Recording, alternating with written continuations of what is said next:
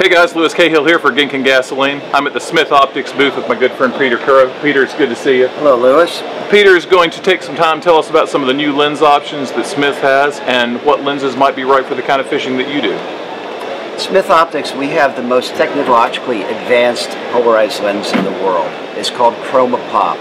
It's a very interesting lens in the way it manages light.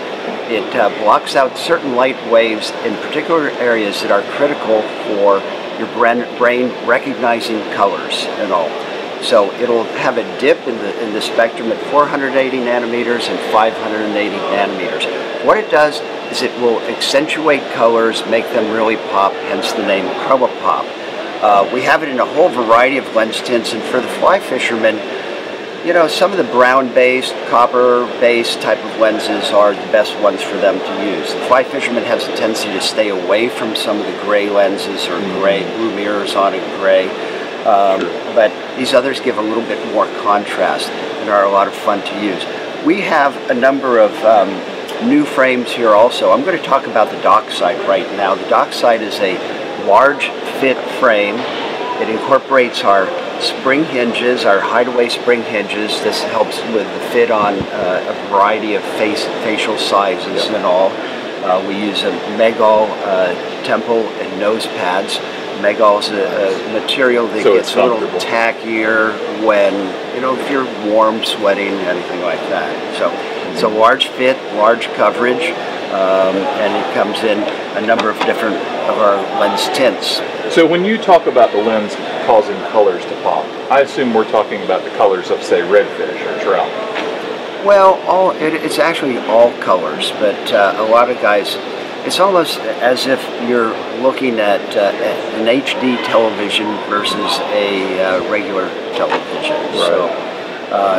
So it's a lot of fun. It will pop some colors on fish. Sometimes it may help some guys see a fin or what have you. And as you know, in fly fishing, particularly in salt water, it's pretty much all about sight fishing. That's what gives us the big thrill. You know, we're out there and we're hunting. We're looking for fish. So any advantage a fly fisherman can get is really, you know, it's great for them. Sometimes you're going on a tarpon trip or something, you're spending $600 a day just on a guide and all. Right. And if you can't see the fish, you've got a problem. Right. Well, Peter, you're a big angler, both saltwater and freshwater. What lenses do you wear? Well, as I say, I like the brown-based lenses. I like either a brown or a brown with a bronze mirror, or I like our polarchromic igniter. Is an awfully nice lens also. And the polarchromic igniter, what it does, the advantage it gives to the fisherman is that the polarchromic igniter will lighten and darken with varying degrees of UV exposure. So it has a small range whereby it makes one pair of glasses more like two pairs of glasses. Right. So it gives you a little extra advantage. Sun goes away, it's behind the clouds for a little bit, the lens will lighten up a little bit. Right. So this is great for me because I always have the problem. I'm a fish till dark guy, and I also wear prescription lenses. So frequently I get out on the river, I fish till dark, I've forgotten to bring my regular glasses, now I've got to find the truck and I can't see anything. Right. So that lens that lightens up for me when it's darker is great. That helps. But also, in talking about low light conditions, we also have another lens that's very critical for the fly fisherman. This is something we introduced last year, and we call the low light igniter. It is a very light lens, fully polarized, but it is a 40% visible light transmission. Lewis, you know how good the fishing can be when there's low light out there. That's right. The fish are more comfortable, or it's early morning or it's evening, things are getting going. The low light igniter really helps. I've been down in the Keys this year. All of the guides in the Keys are starting to adopt to this, having this in their quiver. They'll wear it until it gets brighter, then pick up on something like the regular igniter or a darker lens.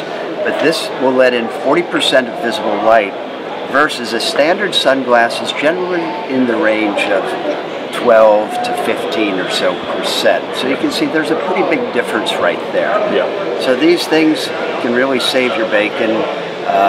cloudy, rainy days, you're out fishing anyways because you've got the day to do it, and you need something like this. That is a huge advantage for the saltwater angler, I think, to have a pair of glasses for low light and bright light conditions. Yeah, it's absolutely a must.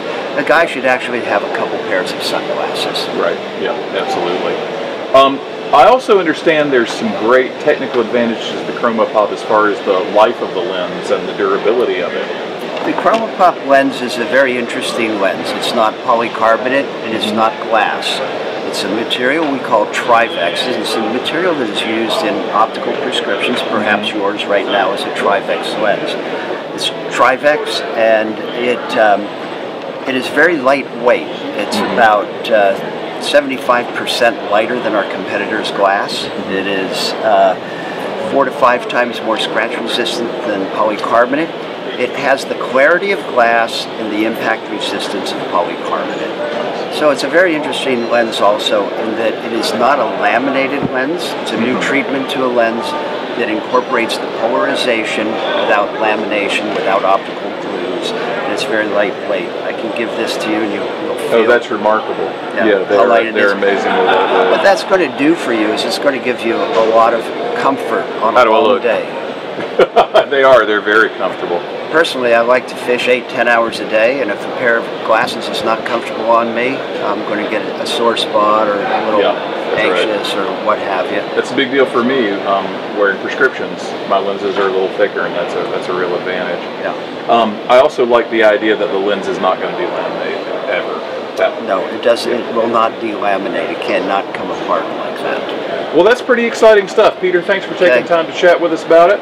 Thank you, Lewis. Appreciate it. Nice to see you. You guys stay tuned to Ginka Gasoline for more coverage from IFTD.